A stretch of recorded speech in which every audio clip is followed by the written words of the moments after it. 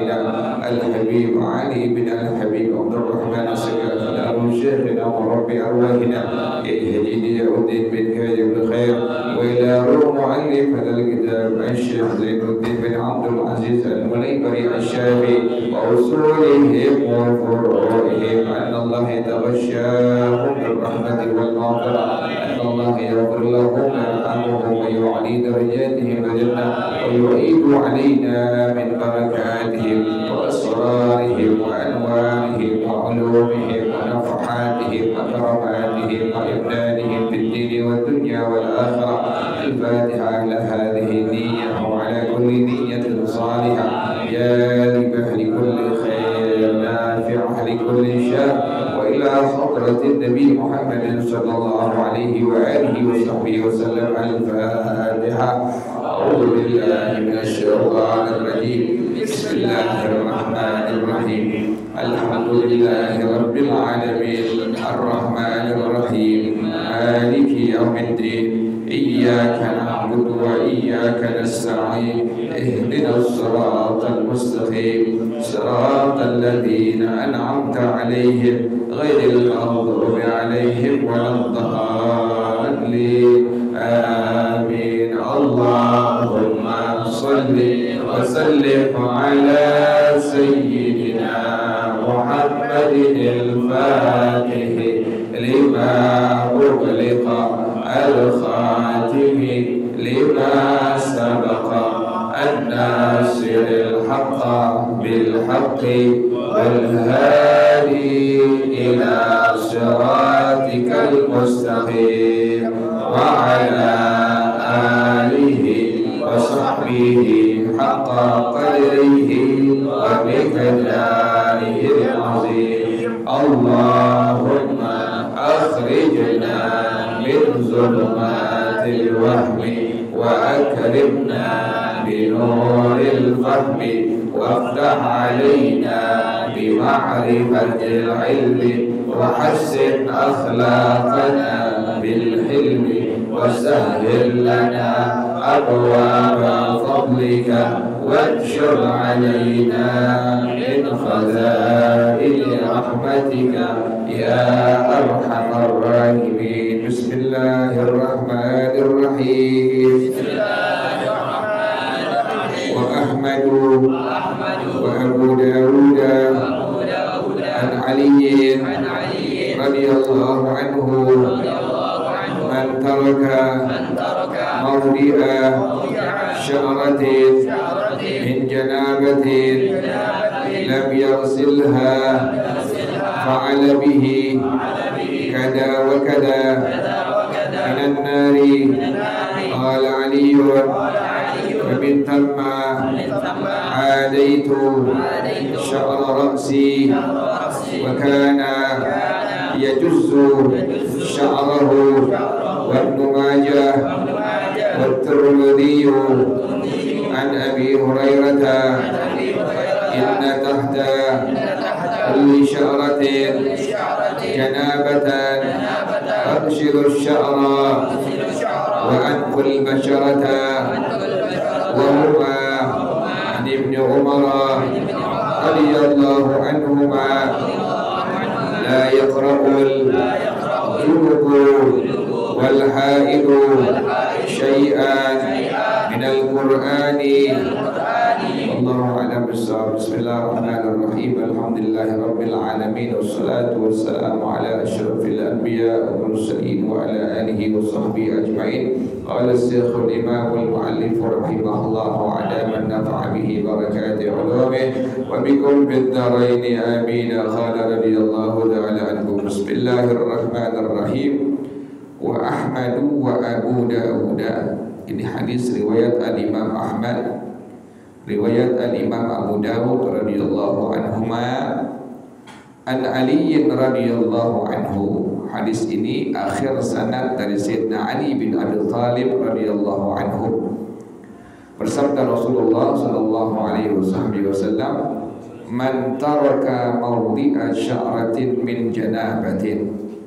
Orang yang membiarkan satu tempat rambutnya dari hadas janabah, lam yaghsilha, yang dia tidak mencucinya, tidak memandikannya, itu satu rambut, sehelai rambut waktu dia ada mengandung hadas janabah, fa'ala bihi kada wa kada minan nar, maka itu orang nanti akan nyemplung ke dalam neraka Allah Subhanahu wa taala.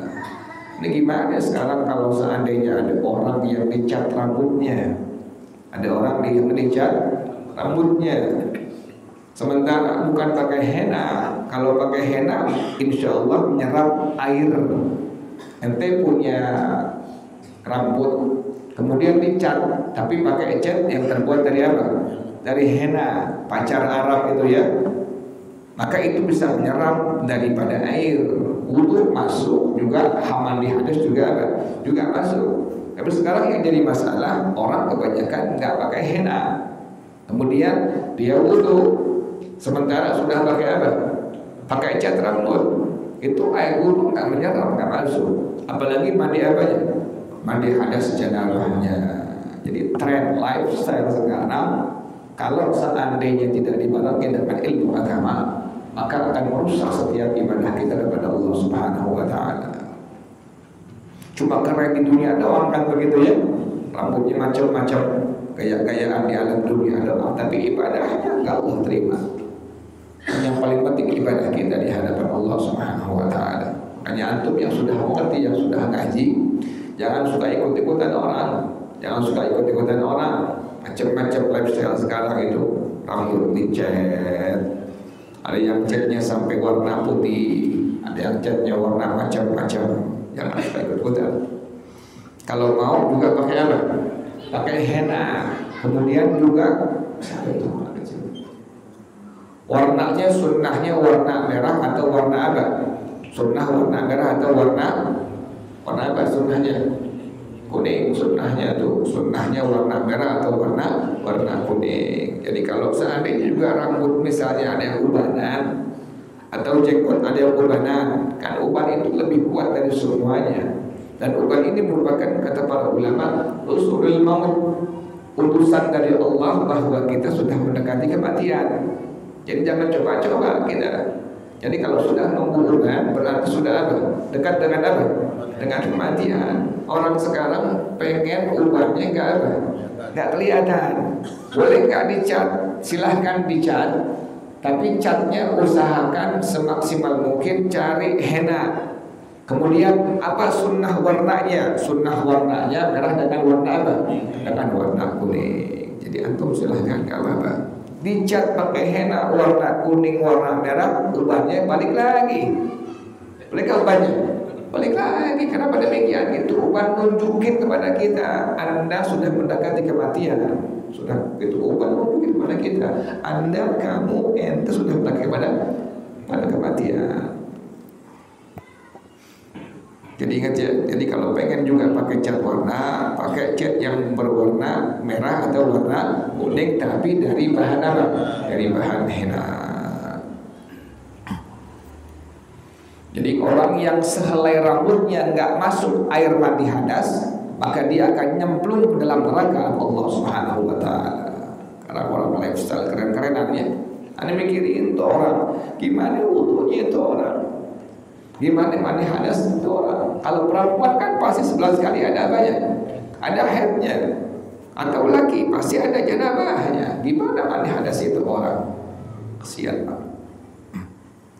Qala Ali, berkata Sayyidina Ali bin Abi Thalib radhiyallahu anhu, famin thamma, dari keterangan di atas dari baginda Rasulullah sallallahu alaihi wasallam tadi, sehelai rambut enggak sampai masuk dari air mandi hadas kita, maka itu orang akan nyemplung ke dalam api neraka. Kata Sayyidina Ali bin Abi Thalib, kata beliau dari keterangan di atas dari baginda Rasulullah sallallahu alaihi wasallam, adaitu syaqra ra'si, saya enggak pernah bersahabat dengan rambut yang di kepala saya.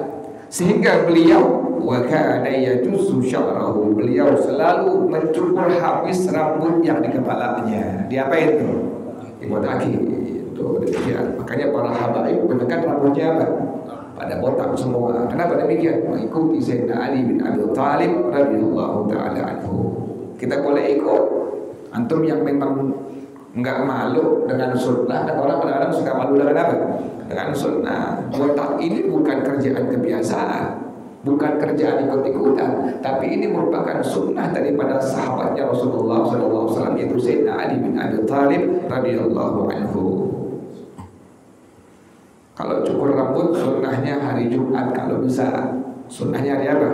Hari Jumat. Yang kalau kantor nggak bisa ya, kalau botak ya nggak bisa ya. Jadi sunnahnya cukur rambut pada hari apa? Hari Jumat sunnahnya. Kalau nggak bisa, yang hari lain tidak apa-apa. Wa Ibnu Majah wa Tirmidzi juga kalau cukur rambut jangan suka setengah dicukur, setengah dibiarkan. Itu namanya al-qaza. Bagaimana hukum qaza itu? Hukum qaza adalah makruh pada hukum agama. Kan juga sekarang sama lifestyle anak sekarang itu dicukur apa namanya itu? Skin. Jadi sini cepak, sini apa? Ini gondrong panjang gitu orang. Ya. Gimana hukumnya? Makruh, nggak sampai haram. Kalau bisa mau 1 senti semua apa? 1 senti semua. Jangan sini cepak, sini apa? Sini gondrong. Ada yang sini habis botak. Tahu-taunya rambutnya apa? Rambutnya gondrong depannya. Jadi makruh hukumnya disebut al-qaza namanya. Al-qaza namanya. Jadi antum kalau bisa nyukur rambut yang Nabi perintahkan deh, yang sahabat kerjain. Jangan ikut-ikutan gaya-gaya orang-orang yang di luar Islam. Itu kan kerjaan luar Islam semua tuh, itu kerjaannya tuh.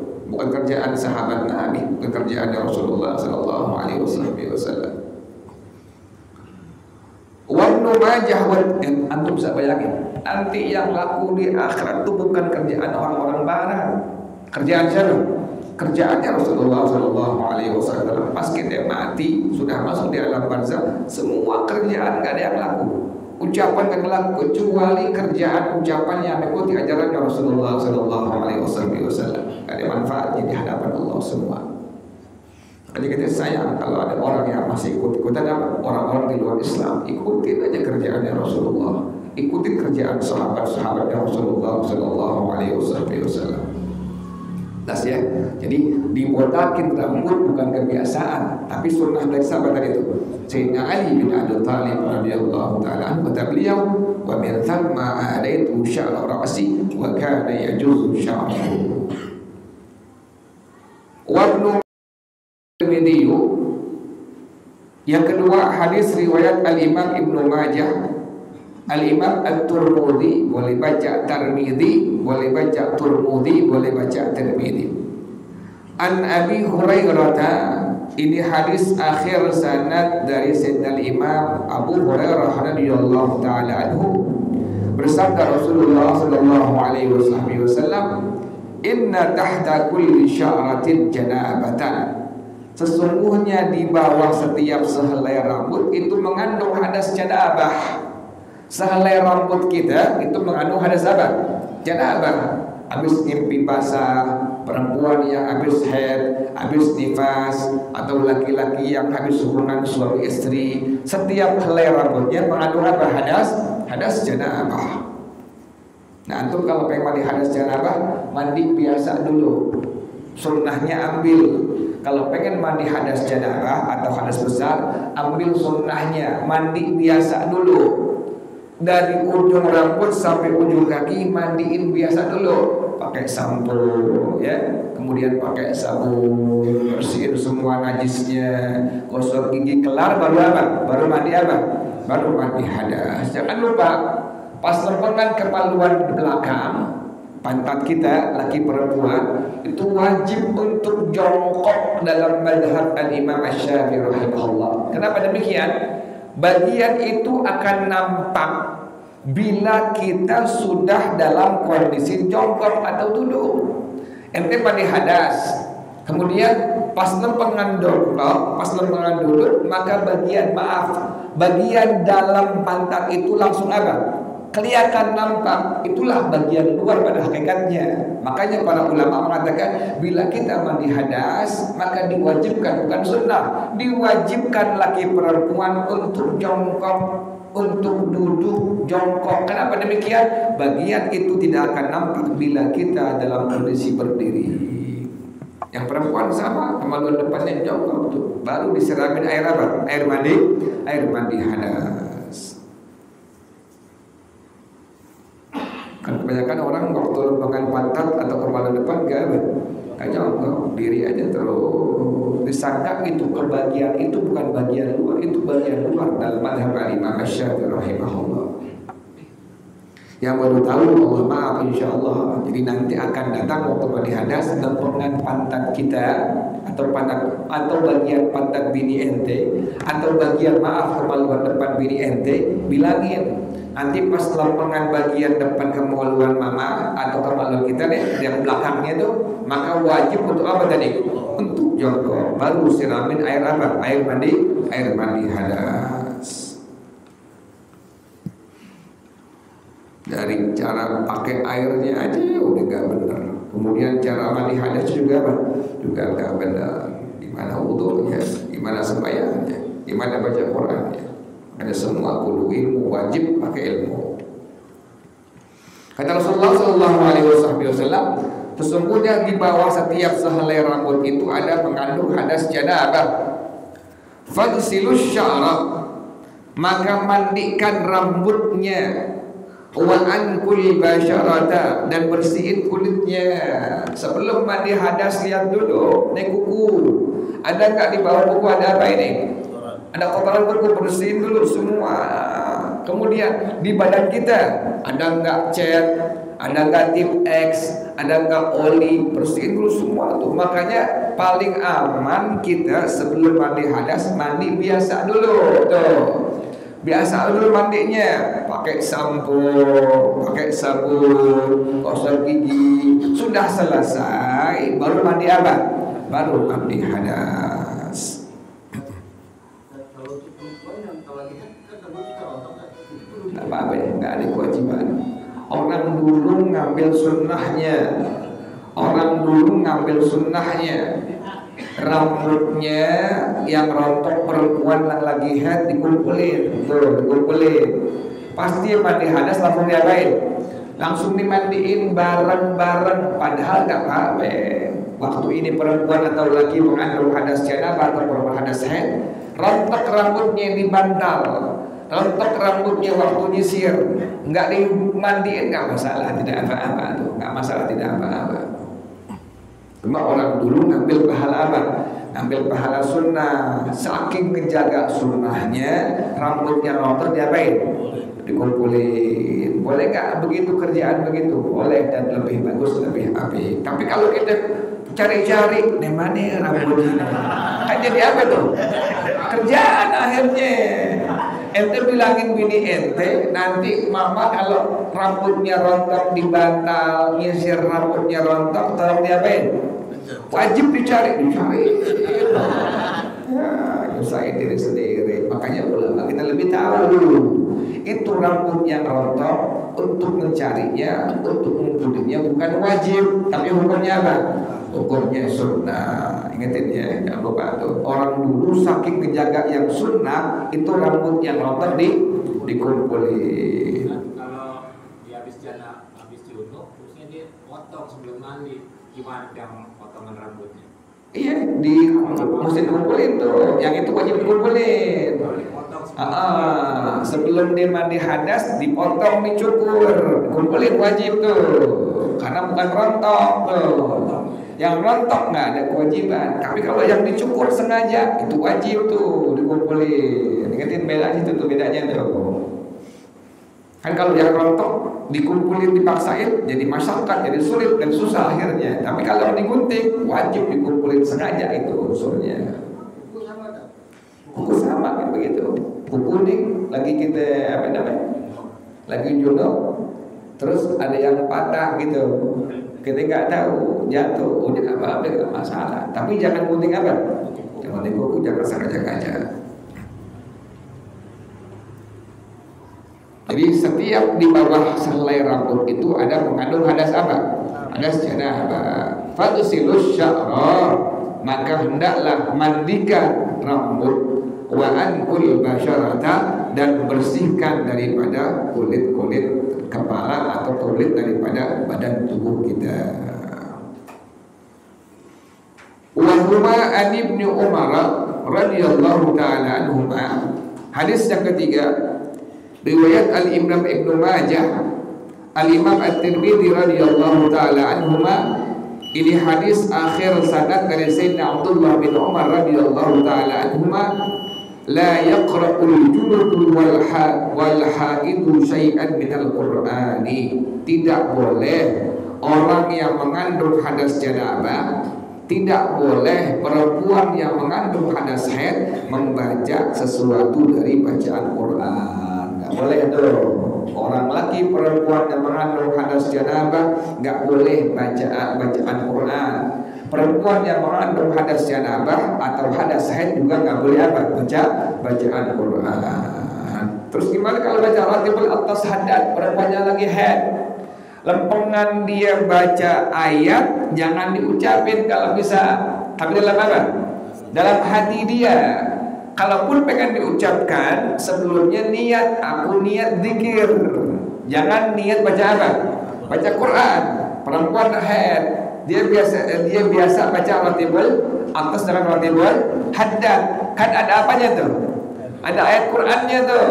Lebih bagusnya bagaimana? Lebih bagusnya bacanya dalam hati. Tapi kalau ini perempuan tetap pengen melafazkannya, membacanya, sebelum dia baca, niat dulu di hatinya dengan kalimat aku niat berzikir, baru baca itu ayat. Jadi nggak apa-apa, tidak apa-apa. Jadi lebih bagusnya bacaan ayat tadi dibaca di dalam hati. Wallahu a'lam bishawab. Al-Fatihah. A'udzu billahi minasyaitonir rajim. Bismillahirrahmanirrahim. Alhamdulillahirabbil alamin. Arrahmanir rahim. Maliki yaumiddin. Iyyaka na'budu wa iyyaka nasta'in. Ihdinas siratal mustaqim. Siratal ladzina an'amta 'alaihim ghairil maghdubi 'alaihim waladdallin. Amin. Bismillahirrahmanirrahim. Alhamdulillahirabbil alamin. Hamdan yuwafi ni'amahu wa yukafi'u mazidah. Ya Rabbana lakal hamdu kama yanbaghi li jalali wajhika wa li 'azimi sultanik. Subhanaka la nuhsi thana'an 'alaika anta kama athnayta 'ala nafsika. Falakal hamdu hatta tarda wa lakal hamdu idza radita wa lakal hamdu ba'da ridha. Allahumma salli wa sallim 'ala sayyidina Muhammad wa 'ala ali sayyidina Muhammad. Ya hayyu ya qayyum ya badi'as samawati wal ard. Allahumma ihdina bihudak waj'alna mimman yusari'u fi ridhak wa la tuwallina waliyyan siwak wa la taj'alna mimman khalafa amraka wa asa. Hasbunallahu wa ni'mal wakeel wa la hawla wa la quwwata illa billahil 'aliyyil 'azim. Ya Rabbana tarafna